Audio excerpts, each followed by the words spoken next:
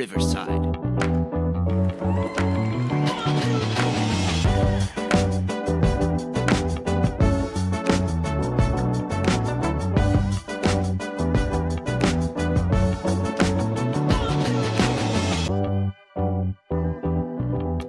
What's going on, everybody, and welcome into a brand new episode of the Broken Wheel Bearing Podcast. I'm your host, Matt Codd, and alongside myself this week, talking Clash, everything that occurred during the Clash this weekend, man. I am so excited. We finally saw cars back on the track. Man, Bowman Gray Stadium, give a shout out to yourselves. I mean, I get it. I mean, it might not have been the capacity of the LA Coliseum, but man, you sold out. Like, you guys were incredible down there in North Carolina.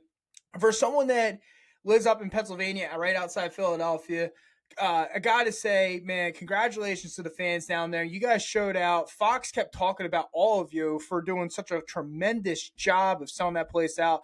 It was incredible to watch. We'll be talking everything Bowman Gray Stadium, the Clash weekend. But before we get started, a couple announcements before we kick things off. First, I want to say multiple ways to listen to us, and I want to say thank you to all the new fans and the new followers. You guys have absolutely been gems and absolutely fun to follow. A couple of us have had plenty of discussions throughout the race weekend this past weekend.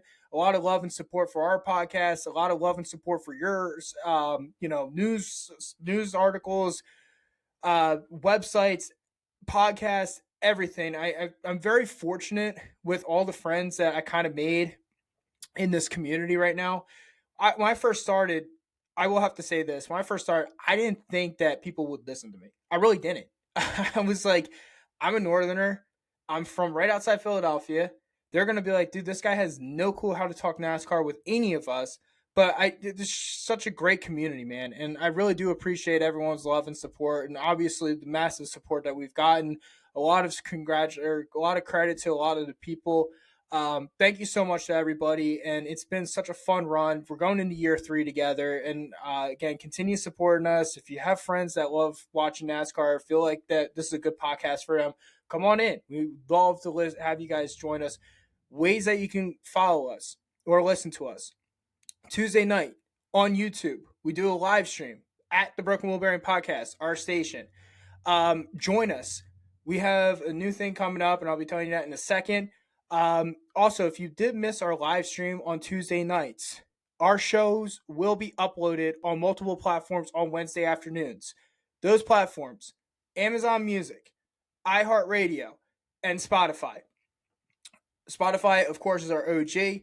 And then, of course, we'll be uploading the video up to our YouTube channel as well at the Broken Wheel Bearing Podcast. So multiple ways to listen to us.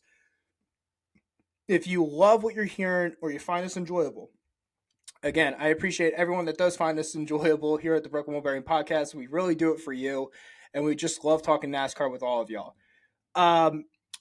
If you do find us enjoyable, subscribe to our YouTube page at the Broken Wheel Bearing Podcast. Follow us on Amazon Music, iHeartRadio, or Spotify. Plain and simple. Just click follow, and that gives us a massive amount of support as well. So appreciate everyone that has come through for us. Tonight, we are loading on our YouTube chat. If you are listening to us live on air on YouTube, our chat has now become the Blown Engine chat line. I want to hear from you guys. I want to hear from the fans. Did your favorite driver strike out this past weekend? Did your crew screw up your favorite driver's strategy? Did your favorite driver get spun out? Anything. Chat, and I will become the voice of reasoning for you on why everything's okay. As Aaron Rodgers once said, RELAX, relax. Blown Engine chat line is up and running. We'll be getting to the chat line in a few minutes. Show announcements this week. Again, you guys will be hearing us talk about this for a while because we really want you to join us if you love our podcast. First up, Pocono, June. We will be there. Our annual Broken Wheel Bearing Podcast tailgate. Last year was a blast with our fans. We did post some pictures, so if you don't think we're serious, we are serious. We want to get bigger and better and have some fun with you up at the Tricky Triangle. Also, this summer, we will be at Dover. We will be doing a live episode down at the Monster Mile, similar to what we did at Martinsville. We'll be out doing a live episode with the fans right outside the track. So come on by and come listen to us live on air. All right. That's going to take the green and white checker flag out on tonight's show announcement segment. All right, before we get to Bowman Gray Stadium, I want to rip through some of these sponsorship updates, keep our fans informed on what's going on, because again, we are 12 days away from the Daytona 500, so things will be ramping up it'll be ramping up within the next couple of days.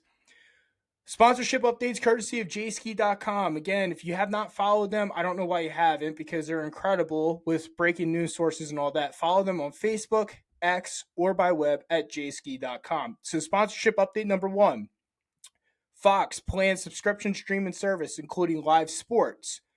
Fox is finally planning to make its sports programming available via a direct-to-subscriber streaming service. A lot of people have felt that Fox has always been behind the 8 ball compared to other streaming services such as TNT, which we'll be talking about in a second, NBC with Peacock, HBO with Max. Fox joining the game.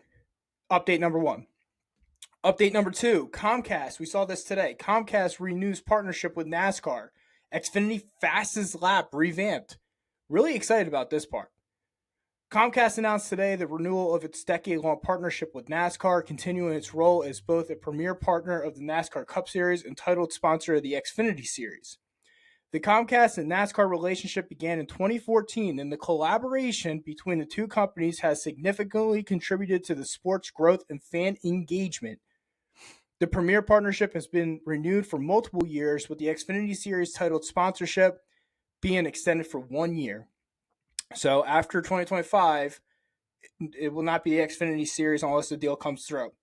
But here's the fun part. New to the sport starting in 2025, race fans can look forward to the Xfinity Fastest Lap, which we've seen in races throughout probably the past decade plus more. But here it is. The Xfinity Fastest Lap, a program that awards 1 race point to the eligible driver and owner with the fastest single lap in each race, adding extra intensity and strategy to the competition. This new feature will be part of all 3 national series, the Cup Series, the Xfinity Series, and the Craftsman Truck Series. So Xfinity doing the fastest lap. Whoever gets the fastest lap in 2025 in all 3 national series will get 1 point to the eligible driver. I think that is something I think all of us fans can get behind. We can kind of rally. Everyone's been saying, well, we don't really reward consistency, or we don't reward, we don't really reward the speed. Well, NASCAR heard your complaints. The Xfinity Fastest Lap now will reward a point to the driver eligible. I think that's pretty cool, and it's a great addition to the sport going into 2025. Something else to talk about throughout the whole entire season, which I'm super excited about. Update number 3, Interstate Batteries extends partnership with Joe Gibbs Racing. Christopher Bell is going to have Interstate Batteries on his car for 4 races in 2025, while Ty Gibbs has a sponsorship in Nashville in June. Also in that article, I think it said Interstate Batteries has been in the sport now for 34 years. That's insane. That is absolutely insane. Update number 4, PPG Paint sponsoring Josh Berry in the Brickyard 400. Update number 5, 23XI Racing partners with Virtual Gaming Worlds. 23XI Racing announced today a multi-year partnership with Virtual Gaming Worlds, an interactive entertainment company harnessing technology and creativity and deliver world-class free-to-play games. So in case you were wondering what Virtual Game Worlds was. Number 6, Shady Rays is going to be partnering Bubba Wallace and Tyler Reddick in 2025. I'm wearing sunglasses right now because, quite frankly, I like the look. But these are not Shady Rays. But Shady Rays has been a big partner with Denny Hamlin for a couple of years now. No surprise that they're heading over to 23XI Racing, 2311. But they'll be partners with Bubba Wallace and Tyler Reddick through the season. Update number 7, speaking of Hamlin. National Debt Relief is going to be sponsoring Denny Hamlin in 4 races in 2025.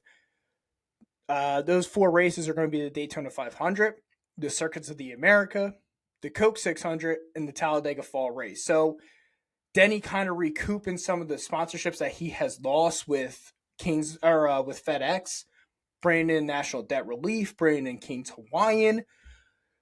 I will say this before we get to the final two updates.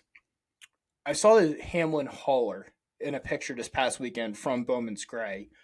And I got to say this. I mean, it's really sad to see FedEx gone. FedEx is going to be one of those sponsorships I know in the next few years. When I say what's one sponsorship we can bring back to NASCAR, I have a strong feeling that FedEx is going to be one of them. That hauler is that is completely white. And if you haven't seen it, we'll post it on our Broken Wheel Bearing Podcast Facebook page. It's sad, but happy to see Denny land National Debt Relief as a sponsor.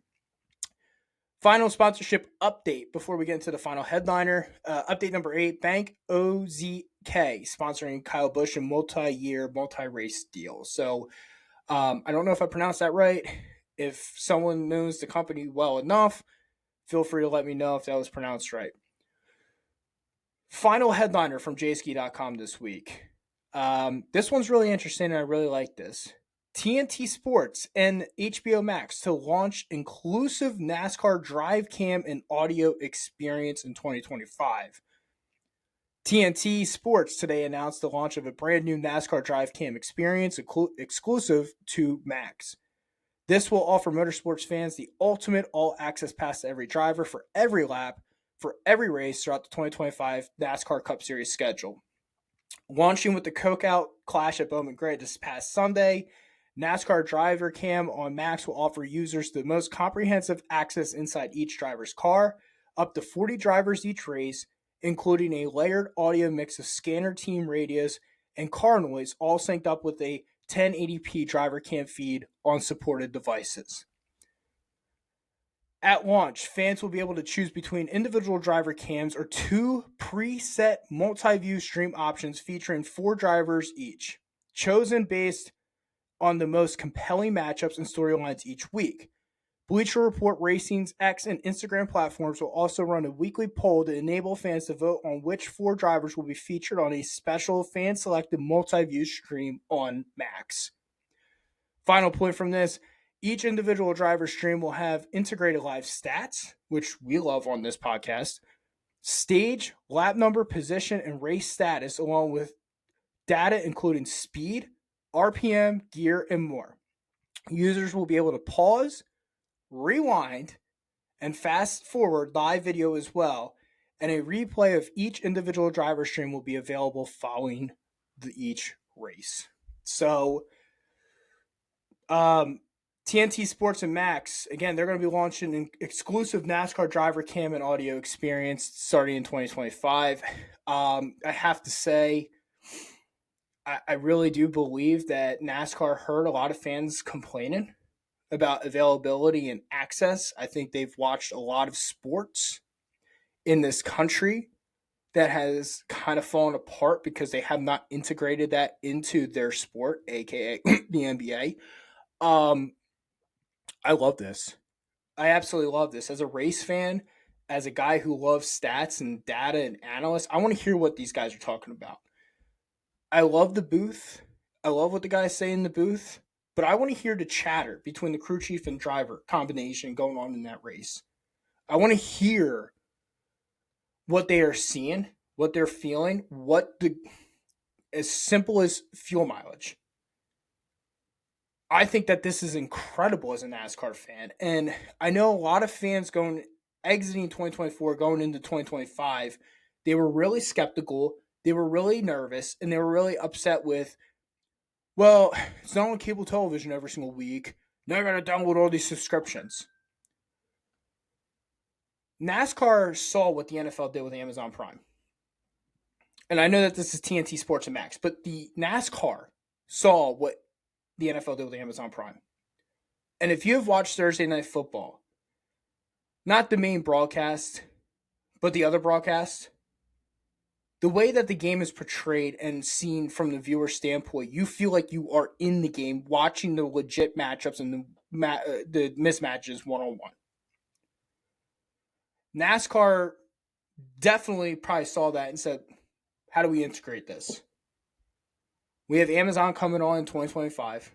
We have TNT and Max coming on in 2025 as well. This is incredible for the sport. You talk about bringing in new fans and engaging. Let's call it as is. I mean, NASCAR's NASCAR. I mean, there's going to be few fans that do tune in. There's going to be fans that don't tune in. But what is the one thing that as NASCAR fans, and what is one thing in this country we've heard the most about over the last couple of years? F1's coming. F1's coming. F1 is coming. This is some type of F1 shit, dude, that NASCAR just integrated. They saw what the NFL did. They see what F1's doing. You need to attract younger fans and demographics. You need to attract them. And how do you attract them? Make them feel like they're in the race. Make them feel like they're in a simulator. Make them feel like they can actually see what they're talking about. It's very easy for a fan to get turned off by NASCAR and sit there and go, all they do is make left-hand turns. All they do is go high speeds, make left-hand turns. Maybe they go on road courses here and there. With this now, a new fan that has no clue the significance. The average fan, like myself, the average fan, like any one of you I talk to on a daily basis about NASCAR, we know what the hell is going on inside of a race. But as a newcomer, and I feel like NASCAR may have missed the boat with this, and I think they're going to catch up and they're going to help themselves out. But I feel like coming out of the pandemic, they should have been able to do something like this. But the problem is television contracts. Not now. Incredible news. And it's super exciting. And I'm hoping that this brings in a lot more fans, as it should. It's similar to a little bit like F1. So, final headliner again, TNT Sports and Max to launch exclusive NASCAR driver cam and audio experience starting in 2025. So, those are your fast headliner sponsorship updates courtesy of jski.com. Once again, guys, follow them on Facebook, X, or web, www.jski.com. If you're a diehard NASCAR fan, that's the place to be with everything related to NASCAR. So, we use them a lot. Love the guys. Love the information. Love bringing it to you and to the plate. So before we get into the Bowman Gray discussion this weekend, let me jump into the chat line and see what is going on. Like I said, it's the Blown Engine line. So if you're listening to us live on YouTube, feel free to jump in and explain yourself on why you're pissed off this week. James checks in. Evening, Intimidator Matt. Thanks, James. I appreciate it. Yeah, I got the sunglasses on. If you're not with us on the live stream right now, I got sunglasses on and all that good stuff. Actually feel pretty good. I might actually be doing these shows more so in these sunglasses. Again, these are Heat Waves.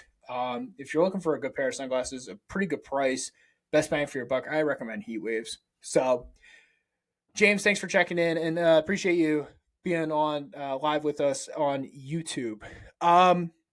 Cool. Let's going into Bowman's Gray discussion, I really wanted to ask the audience tonight this one question, and it kind of struck me. Obviously, I'm a diehard Philadelphia Eagles fan, so for me, my mind's kind of been with the NFL for the last couple of weeks, couple months. I know some fans that listen to the show may hate that because they can't stand Eagles fans. I get it. There was clips about some Eagles fans that were kind of assholes during the playoff run. That's not me at all. It just comes with the territory.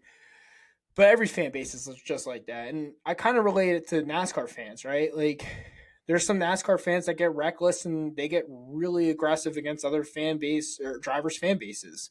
It's silly. It's stupid. But again, it happens. But getting out of the NFL discussion with the fans. This past weekend, Bowman's Gray really, really got me excited for this upcoming season. And like I said, my mind's been in the NFL. And again, with watching it on Fox, I sat there and I kept listening to the Daytona 500 preview commercials. And it was incredible. But my mind wasn't there yet. And credit to NASCAR Gambling Podcast, who has absolutely done a tremendous job. Tremendous. And if you're a gambler, definitely the podcast to listen to. But they have done this daily countdown to the Daytona 500. And today, going into the weekend, it was like, 15 or 15 days until the Daytona 500. We got into Bowman's Gray. Now it's really hitting me. I'm like, holy shit. There's cars on the track. There's cars running in a competitive race for the first time since this past November. Today, I woke up to the NASCAR Gambling Podcast's Facebook picture again, and it's 12 days away from the Daytona 500. And I asked this audience tonight, and yourself listening on either Amazon Music, iHeartRadio, Spotify, I ask you this. I know Bowman's Gray and the Clash is not a points-paying race, but did this past weekend give you a little appetizer that could fulfill you for 2 more weeks to get to the Daytona 500? For me, it did. But I'm also a guy who loves to eat. And for me, I feel like the Clash doesn't give me enough. Yeah, it's amazing to see cars back on the track. But we want to see guys win points-paying races. Was it an appetizer for the Daytona 500? Absolutely. But it just wasn't enough. Bowman Gray's Clash weekend discussion with all of you live. Before we get started on the Clash itself, another question I want to ask the audience. And this question came out, kind of formulated this question like as the weekend was going on with the Clash. And there was a lot of fans on Facebook. There was a lot of fans all in general that sat there and was just like, this isn't real racing. This isn't great racing. This is what woke car wants, is a demolition derby. And I have to ask this question to the audience. And I asked it on Facebook and I got no answer yet. Can someone explain to me what real racing in NASCAR is? Can someone explain that? I hear a bunch of fans go, well, NASCAR wants to send the sport over to the West Coast. They want to send it to cities that don't care about the sport, that don't know how real racing exists. Okay, well, what did NASCAR do? We're taking it out of the Coliseum. Our contract's up, taking it out of the Coliseum.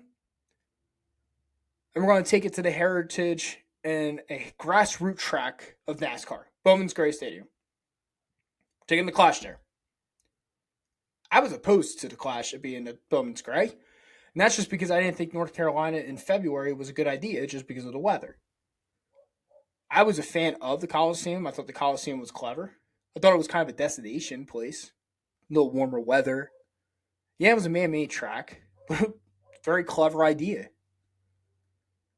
You guys aren't coming to the track. We're going to bring the show to you. And that's how I felt with the Coliseum. But these fans hated it. Hated it. How dare NASCAR put it in California? Southern California is not a NASCAR market. How dare you? Okay, no worries. Take it out of Southern California. We take it to the Heritage Track this weekend. All weekend. Any Facebook group you go on. Any caller on Sirius XM radio that calls in. That's not real racing. That's not real NASCAR racing. What is real racing then?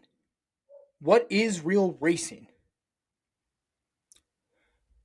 This is a great time for you if you're listening live to jump into the chat, maybe defend yourself. I mean, obviously on Facebook, we've got plenty of platforms for you to sit there. If you're one of those people that did not think that this was real racing this weekend, like you didn't think the Coliseum was real racing, this is a good opportunity for you to chime in. While you're thinking about your response, let me tell you what I feel is real racing.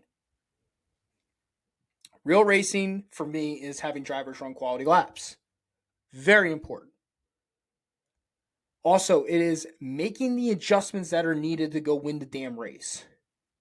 I was an athlete growing up. I still am. I'm a competitive powerlifter. My goal is to win.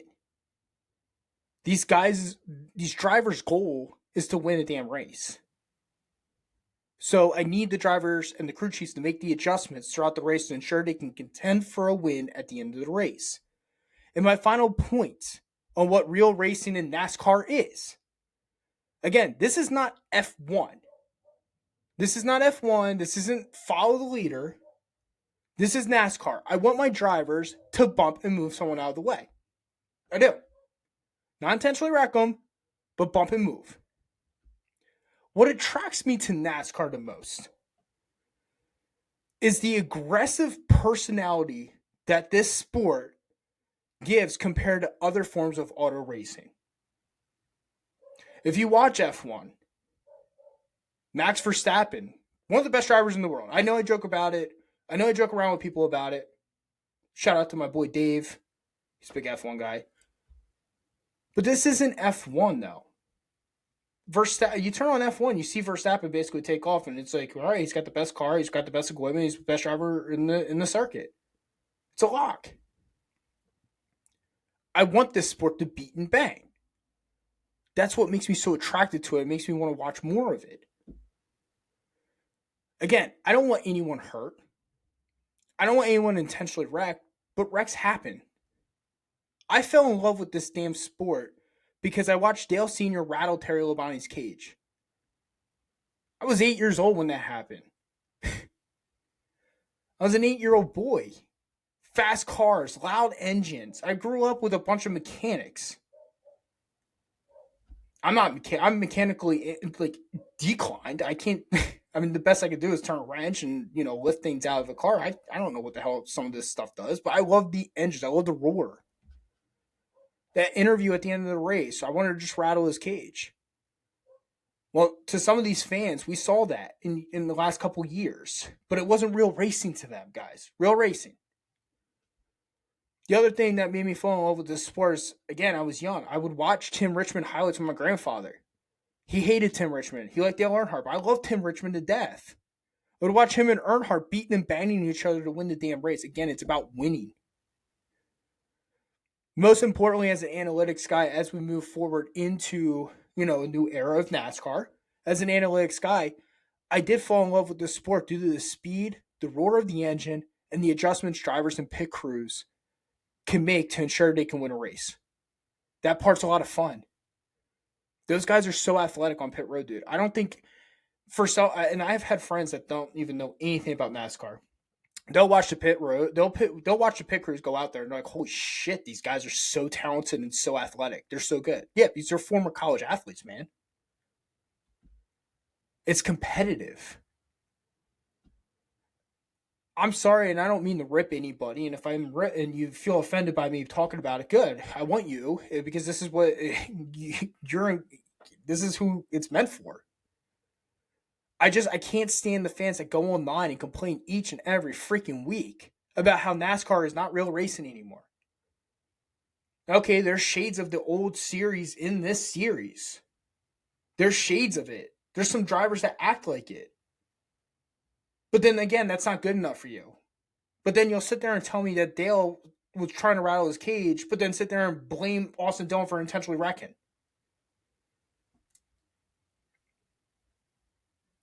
NASCAR racing is still the most entertaining form of auto racing in the world. It is. It is an aggressive, passionate type of form of racing.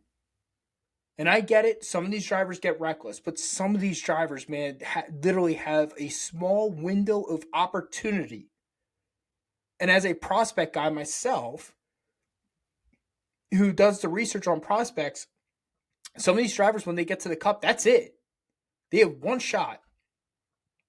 Now, granted, intentionally wrecking someone is not great, but it's going to happen. Some of these tracks are so small. But it's an aggressive form of racing. So again, if you are on that part of, Bowman Gray Stadium wasn't real racing or the Coliseum wasn't real racing, you'll have plenty of opportunities tonight to text us or chat with us on our Blown Engine line. I want to hear from you. What is real NASCAR racing? Because I've given you 3 decades of examples within the last 10 minutes of NASCAR racing. I'm just starting to think that some of these fans just don't like the venue and they just want to go back to Daytona, which we'll get to at the end of this episode. All right, let's dive into the Clash discussion and what we saw over the weekend. Um, Sunday was absolutely, or actually all weekend, I thought was some pretty good racing for the most part. Um, I want to shout out to Try Over Life who set up the NASCAR Ain't Dead Facebook group chat page on the race. Some great chatter with some great people in that. Um, and he kind of brought it up, right? I mean, he didn't think it was great racing. And the cautions in the middle of the race in the second half of the Clash on Sunday night got a little ridiculous. Even in the last chance qualifier, got a little ridiculous. But man, and Tri Oval said it best. He goes, I got to say, the last 80 laps of that race was very entertaining. And I completely agree. Totally agree with that. Last chance qualifier. Kyle Larson and Josh Berry, they end up finishing first and second in the event. Ty Gibbs ended up missing the main event after multiple issues in the last chance qualifier. The biggest thing coming out of the last chance qualifier, I think a lot of the pictures are going to say it best, was Ty Gibbs basically going airborne, trying to knock Justin Haley out of the race. You know, and I get it. I mean, Haley did not have the best weekend. And that's where I kind of feel for, this is where I will say this. I feel like the Clash is a very lose-lose event at this point, where if we're on short tracks, you could piss somebody off that could affect you going into the season. I'm really interested. Like I said, do I think a lot of the Clash, what we saw this weekend, is that going to carry over into 2025? Probably not. But Justin Haley did get into some issues with multiple drivers. Kyle Busch was primarily one of them, and same with Ty Gibbs. And again, Ty Gibbs ended up retaliating on Sunday. Out of the last chance qualifier, Ryan Blaney ended up taking the points provisional. So Logano ended up advancing through a heat race, and Ryan Blaney, I want to say, I mean, Fox didn't really show it, but Blaney kind of went on the track and was just like, I'm out. He's like, Logano advanced. These guys are too nuts. I'm out. Couple things in the last chance qualifier that I did like to see. So I was a little skeptical going into this weekend with Bowman Gray. I did not know how the high line was going to be. And after the last couple of years at Martinsville, right, like the high line prevailed for a lap and a half. And then you kind of had to bump right back into the low line and basically run the train. Complete opposite of what we saw at Bowman's Gray. We had multiple drivers in both the last chance qualifier event. I mean, in some of the heat races, they tried it. Practice, they tried it. And then, of course, in the main event, there was drivers that were willing to take that risk and that gamble and run the high line. It worked for a while. It did. Josh Berry ran it in the last chance qualifier. Now, granted, like Eric Jones ran. I thought Eric Jones actually had a pretty decent race on Sunday in the last chance qualifier. Unfortunately, he ended up getting wrecked in the race. Austin Dillon, I thought was I thought Austin Dillon was Austin Dillon. He was aggressive. I thought he was going for the win. He tried the high line. Larson ran it for a little bit. But that last chance qualifier race, man, there was so many cars. I mean, even when Barry and Kyle Larson ended up finishing that race, I texted one of my friends who's a diehard Larson fan. I'm like, does Larson have anything left for that main event? I mean, that car's destroyed. But like I said, I did see some things in the last chance qualifier that I liked. And then again, there was some things I didn't like. Primarily, there was a lot of cautions. I did not like Ty Gibbs retaliating. I get that he's frustrated and I get he's mad, and I understand that Haley probably did him wrong. I get it. But to slam into another car where you went airborne, I get you're trying to take him out of the race, which I think Haley would have taken himself out of the race. Let's call it as is. I just wasn't a fan of that move. I heard Denny Hamlin. He wasn't a fan of that move whatsoever. Again, I have no problem with a driver being pissed. I have a massive problem with the driver going in full force and trying to just completely destroy someone else's car. That I have a problem with. Again, Ryan Blaney did take the points provision. Once Logano locked in the other night, like I said, I think Blaney just basically went on the track and said, yeah, this is too crazy. Ended up going back down pit road, ends up calling it a day, gets into the final event. Final event, though, at the Clash. Again, we were talking inside the NASCAR Ain't Dead Facebook chat. We had some really good chatter within it. I thought the first half of the race was very interesting. I thought it was a very, not to use this weird expression, but I thought it was a very racing race to begin the session, right? The first half. I think I think the drivers were just trying to figure out where the cars are going to work well. I thought that drivers were also like, you know what? There's still so many more laps. We still have a halftime break. It's not worth trying to get into a wreck here. So Chase Elliott started on the pole. He won Heat 1, or he won basically the pole in qualifying. Won Heat 1, completely took off, and led the first 95 laps of the race. Chase Elliott, to me, was unstoppable for a majority of that first half of the race. I actually posted on the Facebook group, on my Facebook page, and I had a fan that basically said, Chase had speed, but anyways, Chase Elliott was very good in the first half. The one thing I did not like about Chase Elliott's car, though, was in the last 5 laps, he did get caught by Denny Hamlin, and Hamlin did pass him. Hamlin and Reddick had a very interesting strategy. We'll talk about that in a second. Let's go back to Chase Elliott. So, again, he was absolutely incredible in this race, all race. He had, like I said, in the end of the first half, he was he started slowing up. Car got tight. He couldn't get around lap traffic that much.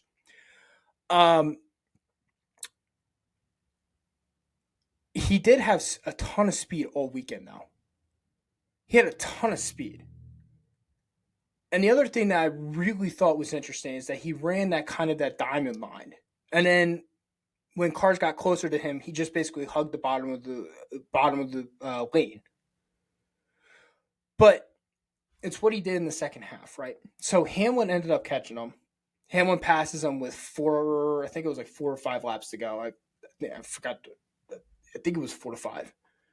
Hamlin ends up passing him. Hamlin takes the lead going into halftime. And then Reddick ends up passing him as well. So Elliott finishes 3rd in the first half. I thought whatever him and Alan Gustafson did on the adjustments at the halftime were sensational. Going into the second half of the race, you saw that, there was 5 cautions within 20-something laps. But then once they started figuring it out, once the field ended up basically going green for a while, the last 80 laps were sensational racing. And again, Chase Elliott, what I really liked about what Chase Elliott and Alan Gustafson did, and this is probably what helped, this is exactly what made him win this race. Whatever adjustments were made at halftime, they made sure that car did not fall off at the end of the run. So they went 80 laps, right? He got around Reddick. He got around Hamlin. Him and Hamlin beat and banged for a little bit. He ended up taking the lead from Denny Hamlin. And then he had a hard charge of Ryan Blaney.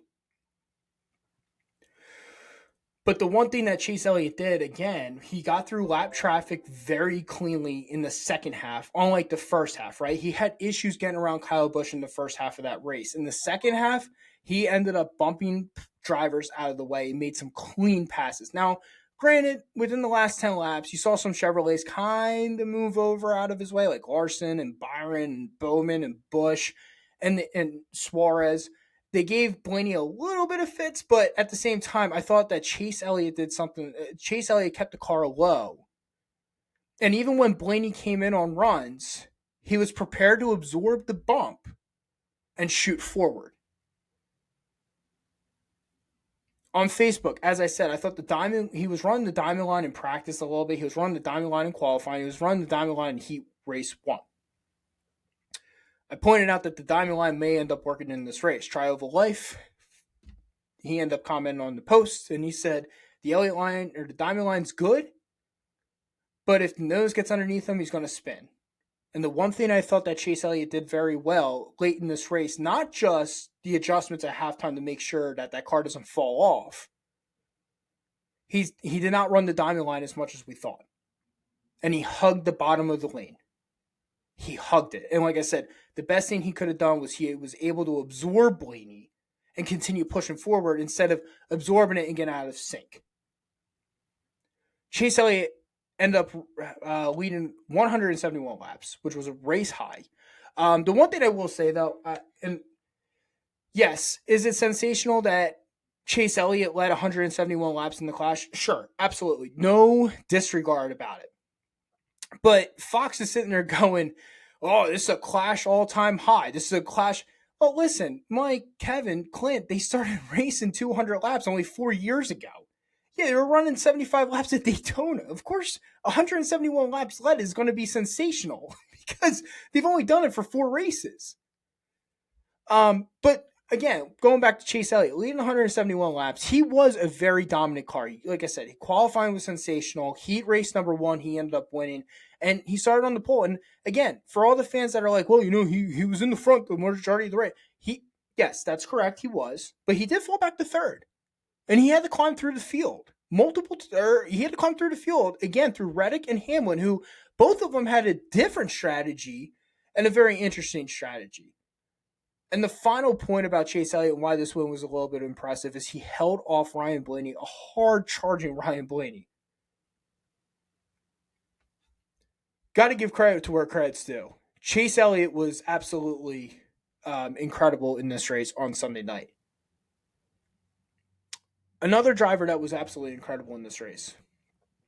We've been talking about it. We were just talking about him. Ryan Blaney.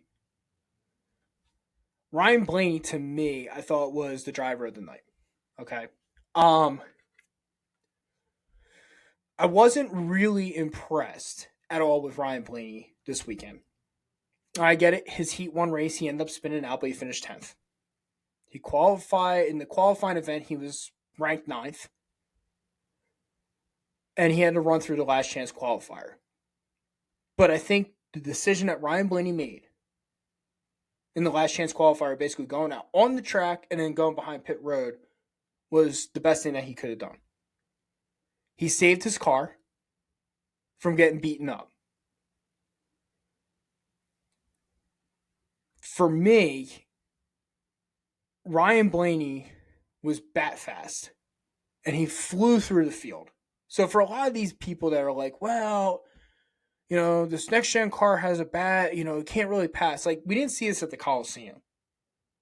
We didn't really see this type of style of racing from this next-gen car on the short tracks through the last couple of years, right? We have different types of tires now. On Sunday, we saw a driver go right through the field. And when it was time for him to go, he went. He went forward. We also had drivers go backwards.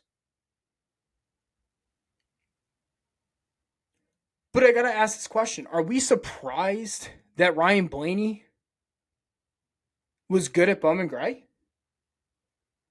Are we surprised by that? As some people in the audience, some people on Facebook, some people on, in the media think? Bowman Gray is a flat short track. It's a quarter of a mile. Martinsville is very similar, but a half mile. Ryan Blaney's average finish at Martinsville in the next-gen car is, in 6 races, is 3.5. Ryan Blaney has been very good on the short tracks over the last couple of years in the next-gen car.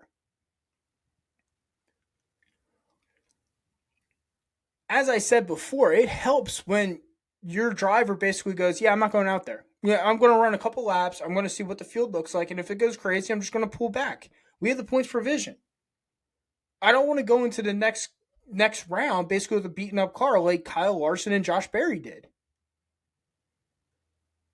There's a lot of mechanical and aerodynamic issues that happen if he goes in with a beaten up car. You saw it with Kyle Larson. You did. Now, not every single situation was Larson. It wasn't mechanical. I mean, yeah, he got bumped out of the way. He flew into the infield and all that type of stuff. But the thing is that if that car's not beaten up, does that car make those many issues? Probably not. And I think that's what Ryan Blaney was looking at. Ryan Blaney went there this weekend to go win the race. He just came up short. He was a mistake short, too. He went in one of the turns very hot, which kind of screwed his momentum up. And I think if that doesn't happen, I think that we have a last lap pass with Ryan Blaney. But again, I don't think I'm surprised that Ryan Blaney was good at Bowman's Gray. I just don't. Again, 3.5 average finish in 6 races at Martinsville. Kind of was the arrow pointing in the trend of direction of him being a true threat at this race. Next up, coming out of this weekend, we talked about with Denny Hamlin and Tyler Reddick. I want to say this, okay? I said it earlier in the show. I thought the high line for me was going to be a nightmare for these drivers. We saw it at Martinsville. People try to outside lane. They go maybe 2 to 3 laps, and they're like, no, I got to get down low. I can't do this anymore. I got to get low because if not, I'm going to go basically fall backward in the train. On Sunday, I got to give credit to Denny Hamlin and Tyler Reddick. Did the high lane work? I would say yes, it did. For a little bit. I think it worked for a little bit, and here's why. Because at the end of the day, yes, Hamlin got to the lead, got to the control of the race until Chase got around him. Reddick was trying to pass Chris Buescher for almost like the first 50 laps. He eventually got around Buescher in the high lane. Then Hamlin got him in the high lane. But the one thing that I think what killed both Denny Hamlin's day and Tyler Reddick, which, by the way, Denny Hamlin in this race finished, give me a second, Hamlin finished third. He started falling off basically towards the last 25 laps in the second half. And then Tyler Reddick fell all the way down to 8th. I think the biggest problem with running that high line, which both of them were doing, and they were passing cars for a little bit in this race up in that high line, the worst thing that could have happened was it was a tire eater. It killed his tires. It killed both of them, right? And when you have an abnormal pit strategy, because you're running 100 laps, then you're pitting for a halftime, and then you're running 100 laps, it's unsustainable. It just is. And I think Hamlin and Reddick both showed you that it worked when everyone was on fresh set of tires and everyone was basically on the same even playing field. It worked. But eventually, when you run that many laps running the high line, which Reddick did for a good portion to get around Buescher, and then Hamlin did as well to get to the lead and get back into the lead, it just killed the tires and it changed basically the air. It just killed the mechanical side of the car. The track was just too flat, and unfortunately, you didn't have that strategy to go down pit road to make the adjustments to continue doing it. Now, what's going to be interesting, and I think maybe Reddick and Hamlin both did this past weekend. Can drivers start running the high line at Martinsville? That's going to be the thing that's going to be interesting for me. If they can do this at Martinsville, this could be a whole different game changer going into 2025. Like I said, did the high line work at Bowman's Gray? It did, but it killed the tires, and especially with having the pit strategy or having no pit strategy, you just had a halftime. It just wasn't sustainable. Coming out of Bowman Gray, a couple shout outs this week. Let's give shout outs to Trackhouse Racing, honestly. Both two of the 3 drivers, Chastain and Shane Van Gisbergen. Both Trackhouse cars with Shane Van Gisbergen and Ross Chastain finished in the top 10. Chastain finished 6th after starting 17th in this race. I honestly I said this to a lot of people after the race was over. I said if Blaney didn't do what he did, 23rd to 2nd, which is a remarkable feat, but if he did not do what he did, Chastain's being discussed as, wow, look at what Chastain did in this race. He went from 17th all the way up to 6th. Chastain was good at the end of this race. I mean, he had a car that was sustainable. Now, granted, there was a lot of cars that were spinning out. There was a lot of cars that were beating and banging, but Chastain just managed the race the way that Chastain usually does. And I thought it was an incredible run by the one team. Now, Shane Van Gisbergen, let's go back to him. right? Ends up finishing this race in ninth. Started 10th, okay? Um, One thing I want to talk about real quick. I posted this after the heat races. I said, wow, shout out to Trackhouse Racing. Shout out to Shane Van Gisbergen. I really liked what I saw from Shane Van Gisbergen this weekend. With Shane Van Gisbergen, a lot of people came back and they're like, I don't know why you're surprised because he finished in the top 10 at Martinsville. Nah, he didn't finish top 10 at Martinsville. He finished 12th in the fall at Martinsville. He finished 12th. Had a good race. I'm not taking that away. He had a great race at Martinsville in the fall. But here's the other thing, too, right? Yes, he finished 12th at Martinsville last year. But one race where he finished 12th does not indicate to me that he's going to be good in another short track. To me, right now, that 12th at Martinsville is an outlier. That's an outlier race for me. Do I think that Shane Van Gisbergen may have learned something on the short tracks? I'm sure. I think that 12th definitely helped him out because look, he finished ninth at the Clash. He had a good weekend. Shane Van Gisbergen had a good, solid, great weekend for Trackhouse Racing. He did.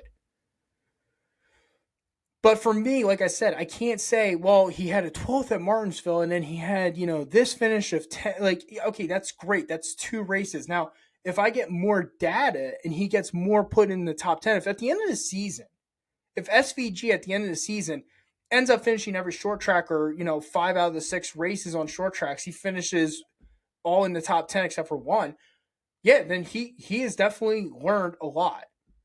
I think a lot of people were hyped on Shane Van Gisbergen, especially for this track, because it fit his driving style. Heavy braking zones. And that's what you are notorious for doing on a road course, is a heavy braking zone track. And that's what makes him so good. I'm interested to see if I'm interested to see if this 12th at Martinsville in the fall and the top 10 or the 9th place finish he just got at Bowman Gray, I'm interested to see if this is going to translate and correlate into better results in the regular season. He's someone, and I'm very pro Trackhouse. I'm a very pro Trackhouse guy, and on this podcast, I think a lot of you over the last 2 years now have heard how high I speak of Trackhouse Racing. I like Ross Chastain. I think he's very talented. I like Shane Van Gisbergen. Obviously, he's very talented. And I like Daniel Suarez. I root for Suarez. I think Suarez has the talent too, by the way. I think that Trackhouse, after last year, with the disappointment year that they had, where they had Suarez win a race, Chastain win a race, but Chastain didn't make the playoffs, kind of in their flagship car. I'm looking forward to see what Trackhouse can do. And for me, with the Clash, I think it was a good start to the 2025 campaign. Again, will it translate and correlate into the regular season? I don't know. But I do know they have the equipment to make it feel like it's going to translate.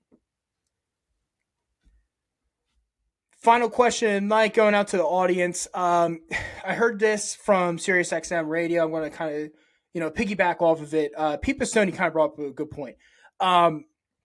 Pete Pistone basically said, he's like, listen, next year I would move the Clash out of Bowman Gray and put it into an NFL stadium again. I would try to put it either in Dallas or Seattle. For me, I was kind of astonished when he said Dallas, because I'm like, really? I'm like, you think that a NASCAR Cup Series race is going to be held into a dome? And obviously in Dallas, you're probably going to, they do have the retractable roof. I get it. But I'm also kind of like, if you're going to put it inside, which he was wanting them to do, I don't think NASCAR would do that. I just don't. But it kind of sparked this question from me. And it goes, should the Clash rotate venues moving forward? Fox kind of alluded to it during the pre-race ceremonies. But should the Clash rotate moving forward? We did the Coliseum, we did Daytona for so many years. We did the Coliseum for the last 3.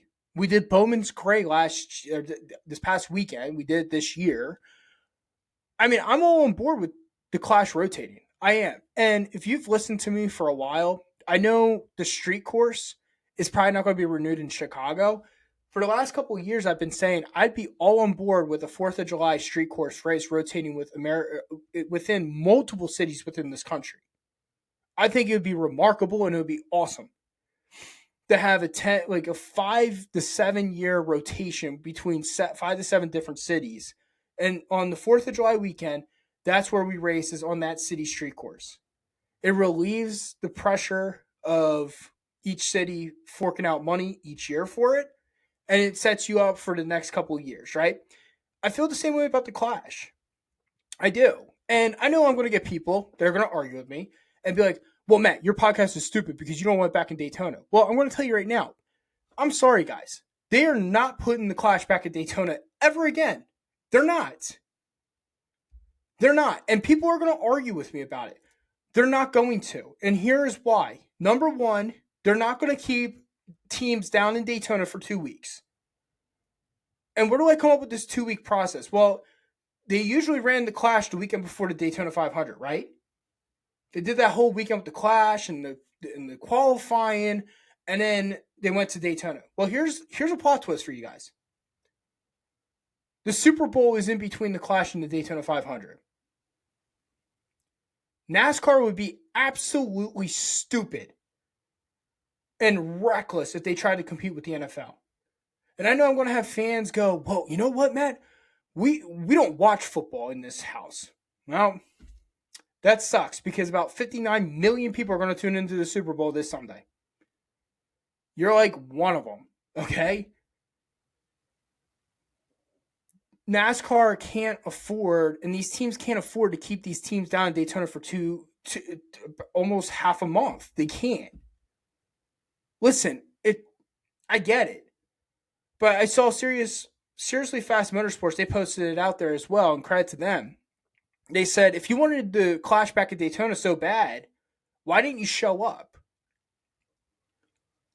That's a fair point, right? 15,000 fans, I think they said, at the last Clash in 2020. 2021 doesn't count because of the outlier of the pandemic. But 2020, I believe Seriously Fast Motorsports had the record out there that only 15,000 fans showed up for the Clash on that Sunday to watch Eric Jones win. We had 17,000 at Bowman's Gray.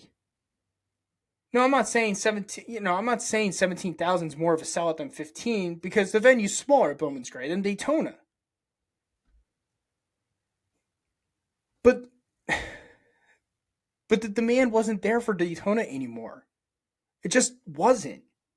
And that's why I really liked the Clash at the LA Coliseum, because I thought the Coliseum was a fun event. I thought the Coliseum, it was warm. I thought it was fun. I thought it was very interesting that they built a track inside of a football stadium. That's the coolest thing I've seen so far from NASCAR in a long time. Well, there's many things, but that's one of them. Sorry. But I do think that we should rotate. I do. I think we should rotate the Clash like we do with the street course in the summer. We'll talk about the street course when we get there. But venues I'd be interested in running the Clash at. Well, we just did Bowman's Gray. Okay, I know JB McMurray said Hickory Speedway. I think that'd be pretty cool. That'd be a good one. I would love to see the Clash back at LA Coliseum. I would. For me, I would like to see probably the Clash more in like Southern California, probably more of like the Southwest, maybe like the West Coast, to try to get people more initiative. The interesting one that I saw today was Pete Pistone said Seattle. Now, I don't think necessarily Seattle. The weather's going to be the wacky one with the Clash in Seattle. But if North Carolina's showing anything with Bowman's Gray, it doesn't matter if it's cold, warm, whatever. People are going to show up. They're interested. So again, another question for the audience. Should the Clash rotate venues moving forward, and where would you go? So, all right, folks, with all that being said, that wraps up my Clash discussion with all of you. Thank you so much for everyone tuning in onto the live stream. Very quiet blown engine chat line tonight. If you're still online, you want to mention something real quick about the blown engine line, feel free to hit the chat up real quick before we close out tonight's episode. But if not, like I said, I want to thank everybody for taking time out tonight, being on the live stream, listening to us. Again, if you love what you're hearing, follow us on Facebook, The Broken Wheel Bearing Podcast. Follow us, subscribe to us on YouTube at The Broken Wheel Bearing Podcast channel. A lot of fun, a lot of discussions with all of you. Again, thank you so much to everybody that supports us. It's been a great, awesome 3 years with all of you. It really has. And we're going into year 3 now, and I can't thank you all enough. And when I first started this, I did not know how this would go. I did not know what direction it would go. I didn't. And for me to get an opportunity to talk NASCAR with all of you, it's just been an absolute awesome adventure the last couple of years.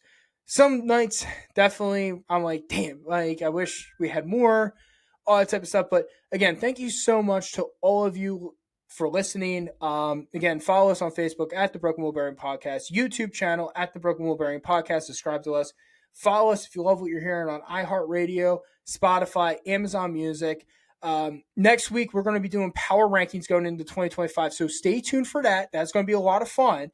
And we'll probably do a little discussion on prospects. Depends how long the power rankings go. But then we'll be setting you right up to Daytona. We will be right there with you at Daytona. Hopefully a fun announcement next week in regards to the Daytona 500 from us. Unfortunately, we will not be down there, but maybe set up something where it'll be a lot of fun. Again, thank you so much for all of you listening tonight. Have a wonderful weekend. Enjoy the Super Bowl, too, by the way. EAGLES, Eagles. You know where I'm going. And hopefully next week I'll be chanting EAGLES with all of you as we get you ready to go for the Daytona 500. Be well, be safe. We'll chat next week. Good night.